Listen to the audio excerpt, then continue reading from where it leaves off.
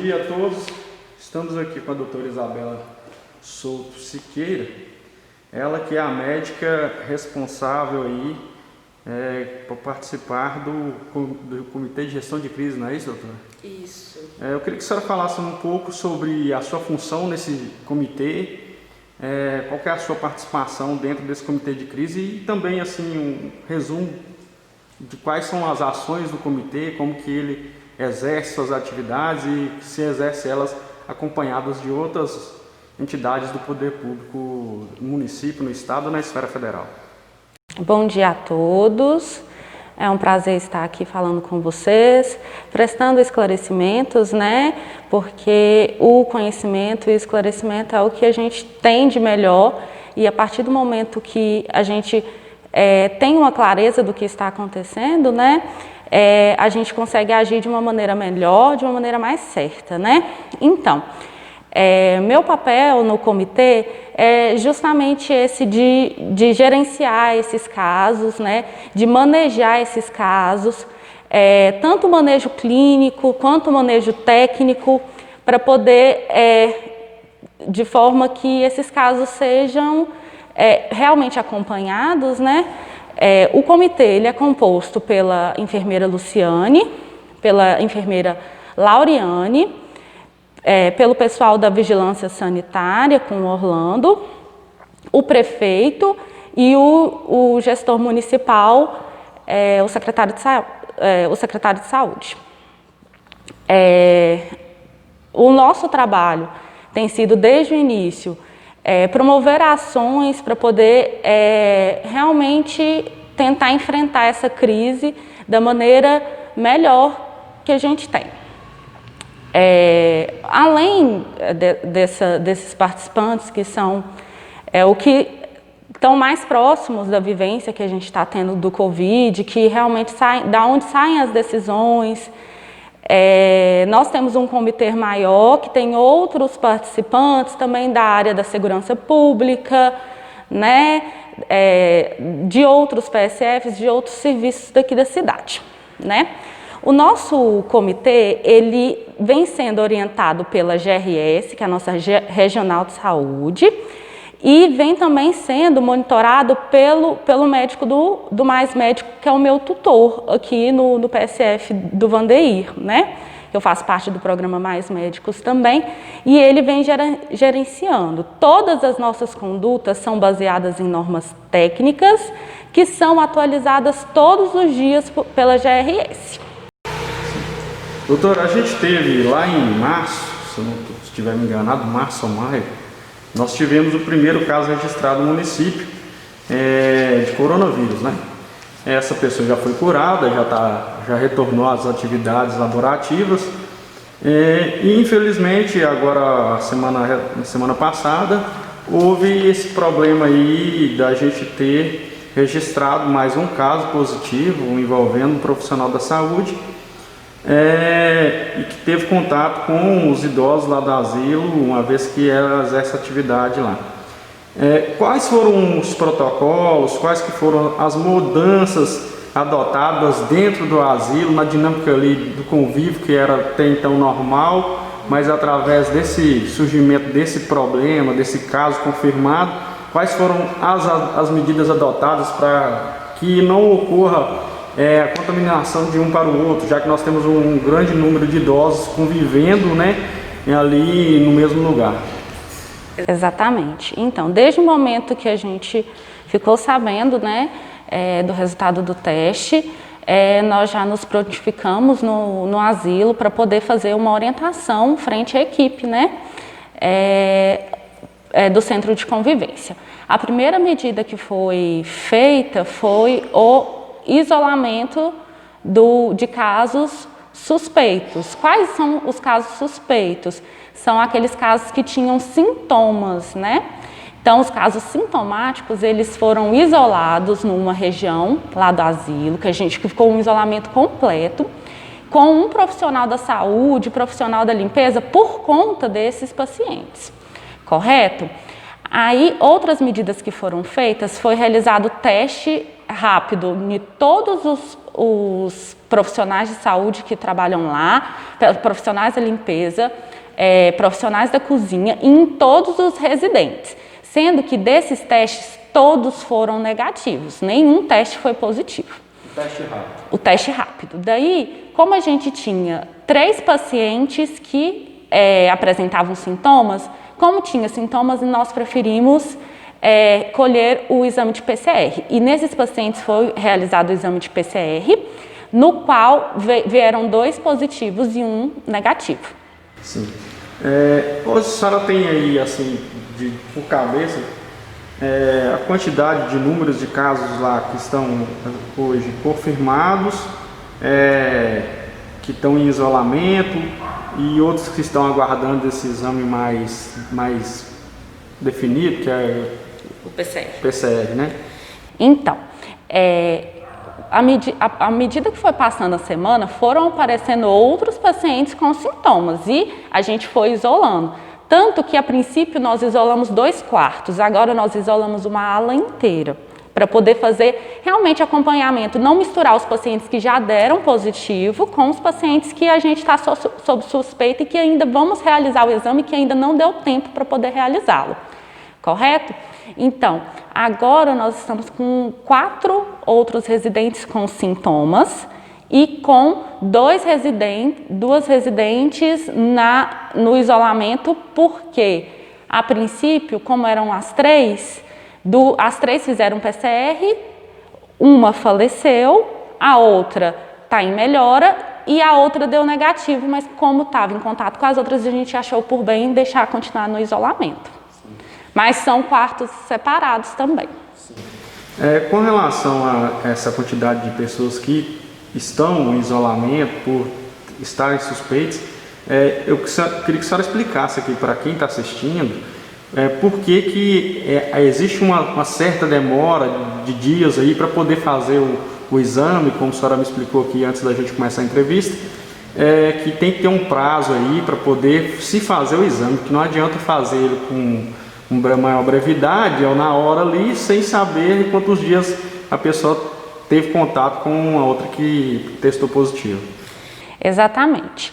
É porque nós temos 2 tipos de teste. O teste rápido, que a gente chama de imunocromatrófago, que vai nos dizer sobre os anticorpos, a partir dos anticorpos que foram produzidos. Então, esse teste rápido, não adianta a gente fazer num primeiro momento, porque os anticorpos ainda não foram produzidos, né? A gente faz a partir do 7º dia e o melhor período é para fazer no 10º dia dos sintomas, né? Como a gente não sabia do contato que esses pacientes, quando eles fizeram, a primeira medida que a gente fez foi testar realmente todo mundo com teste rápido para ver se tinha alguém já com anticorpos, né? E assim, não tinha ninguém. Aí, o outro teste, que é um teste mais específico, que é o PCR, o que o PCR vai procurar nas secreções? Ele vai procurar pedacinhos do vírus, por isso que ele é um exame um pouco mais específico e mais difícil de ter um resultado controverso, porque o pedaço do vírus está ali. Então, se o pedaço do vírus está ali, com certeza a pessoa, né, está com a doença. Esse exame, ele exige que, no mínimo, 4 dias de sintoma, de 4 a 7 dias. 7 dias, na verdade, é o período ideal para poder coletá-lo. Por isso, assim, o tempo que a gente tem. Assim, a partir de agora, os que estavam com sintomas na semana passada, a gente já coletou e saiu o resultado na segunda. Agora, esses outros que começaram a ter sintoma essa semana, aí a gente tem que contar os dias certinho para poder coletar e ter, então, o resultado. Sim. Doutora, para finalizar essa parte sobre os casos de suspeita e os casos confirmados, esses casos suspeitos, eles têm em sua lista só residentes do asilo, ou também tem profissionais ali que estão trabalhando lá dentro, pessoal da limpeza, da enfermagem? A gente tem profissionais da saúde também lá, da enfermagem, né, que estão sob suspeita, que tiveram sintomas e que foram isolados, estão em casa e que realizaram os testes e que os testes vão sair os resultados nesses próximos dias, que à medida que vai realmente fazendo sintomas, a gente vai coletando os testes e vai saindo seriado, né? Certo. Outro detalhe, a gente sabe que tem esses casos aí para serem investigados, né, no decorrer dessa semana. Existe também, fora do asilo, pessoas com sintomas da Covid-19, uma vez que a gente teve 2 pessoas, que foi a primeira e a segunda, que não ficaram assintomáticos, não tiveram no início aí essa parte de sintomas, os sintomas, né? Então, tem pessoas fora do asilo que estão em isolamento, suspeitas de... Tem pessoas fora do asilo que estão em isolamento, por quê? Neste momento que nós estamos em um período de transmissão realmente descontrolada do vírus, qualquer pessoa pode ter tido contato com o vírus, independente de fez viagem ou não, porque qualquer pessoa que estivesse tendo sua vida corriqueira normal, a gente já considera suspeito desde que ele tenha os sintomas, né? Que os sintomas mais comuns, que é a tosse, a febre, a falta de ar, e que são os sintomas mais importantes, mas tem outros sintomas que foram muito relatados pela maioria das pessoas, que é, por exemplo, a perda do paladar, a perda do cheiro e às vezes até sintomas de diarreia também, né? Então temos sim, porque assim, acaba que esses sintomas são inespecíficos, muitas doenças correspondem com esses sintomas. Então, como qualquer pessoa pode ser suspeita, a gente está isolando todos os casos que têm sintomas e realizando os testes à medida que for possível, dentro do prazo dos dias. Aquele que está assistindo em casa esse momento, essa entrevista, e eu pessoalmente tenho essa visão da coisa, assim, apesar de não ser da área da saúde, não tem nada a ver com a saúde, nós podemos considerar que hoje nós estamos naquela faixa de contaminação comunitária, uma vez que temos pessoas dentro do asilo, que vocês conseguem fazer o controle ali de quem está e quem não está, e uma outra vez que a gente tem pessoas fora do asilo, na sociedade, pessoas que às vezes estão assintomáticas transitando na cidade normalmente, sem saber até que está, né, com o Covid. O processo de transmissão comunitária está no Brasil desde março, né? Desde março a gente já encarou como transmissão comunitária. Então, assim, qualquer pessoa aqui na nossa cidade demorou um pouquinho mais a aparecerem os casos, porque realmente a gente foi cerceando mesmo, né? Conversava muito com as pessoas que iam entrando, fizemos barreiras sanitárias, estamos fazendo blitz. Então, assim, tivemos esse trabalho, mas chegou num ponto que as pessoas começaram a receber muita gente de fora, começaram a fazer festas, começaram a agir de forma que não era para agir. E o principal, que é o que eu vejo, que é um erro que eu vejo aqui na rua, que eu vejo quando às vezes vem aqui no meu atendimento, é que as pessoas não estão usando máscara e não estão fazendo a devida higienização das mãos. E isso é o mais importante nesse momento. O uso da máscara e a higienização das mãos é muito importante. Isso é o que vai fazer você ficar resguardado. Ah, não, eu tive contato com aquela pessoa ali, mas eu estava de máscara, eu estava respeitando o limite de distanciamento e eu estava lavando as minhas mãos, fazendo a higienização. Então não tem por que ficar preocupado, né? O que a gente pede, insiste muito, que se não precisar, não saia de casa, fique em casa nesse momento, porque assim, a doença chegou na nossa cidade, agora a doença está aqui, né? Os casos que a gente tem são de pessoas daqui que estão transmitidos para pessoas daqui. Então, nesse momento, não tem realmente desculpa para você não se prevenir, para você não se precaver, que é uma cidade pequena que a gente tem que tentar fazer a melhor forma, porque cada um é responsável, né? Doutor, ontem nós tivemos, infelizmente, registrado o primeiro óbito aqui na cidade por Covid-19. Eu gostaria que a senhora relatasse um pouco sobre a pessoa que veio a falecer, no que diz respeito à parte clínica dela, como que ela era, se era pessoa de alto risco, se era de baixo risco, se ela tinha comorbidades. Eu queria que a senhora falasse um pouco sobre esse caso em específico. Certo. Então, infelizmente, né, a gente ficou muito triste com o fato ocorrido, né? Não esperávamos que que viesse um óbito assim tão rápido, né? Ficamos sabendo que era positivo na segunda-feira, né? E essa paciente era uma paciente muito debilitada, que já vivia no centro de convivência já há algum tempo. Ela era uma paciente que ela tinha outros problemas de saúde, muitas comorbidades, né? Ela tinha doença de Chagas no coração e no intestino. Com isso, ela tinha um abdômen muito distendido, ela já fazia episódios de dispneia, de falta de ar, de perda de fôlego, antes mesmo disso tudo acontecer. A gente já acompanhava ela, né? Então, assim, já era uma paciente que tinha uma debilidade muito grande, há mais tempo, né? Então, assim, não era uma paciente para dizer que era uma idosa sadia, ela já era uma idosa que estava bem debilitada, né? Sim. Ontem, após o anúncio da confirmação desse óbito, a gente teve com cuidado de dar uma circulada pela cidade, ver como que estava sendo aí a forma que o comércio, em principal assim, os bares, principalmente os bares, como eles estão se comportando com relação às medidas que estão no decreto, que pede ali para não haver permanência. Ontem eu tive cuidado de ir, inclusive temos imagens desses bares, em sua grande maioria havia aglomeração, 3, 4, 5 pessoas no mesmo lugar, algumas sem máscara. Como a senhora disse anteriormente, a gente já verificou esse problema, as pessoas não estão usando máscara, muita gente sem máscara na rua.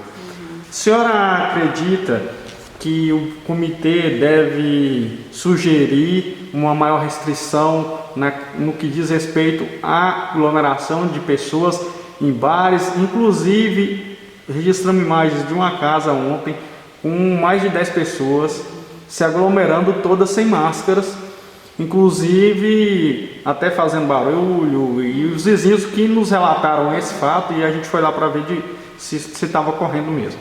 E devido ontem está sendo feito o sepultamento, né, da vítima, que tem que ser rápido, com o protocolo ali do Ministério da Saúde, o fiscal não pôde estar presente lá no local para fazer essa averiguação. A senhora acha que as medidas devem ficar mais restritas?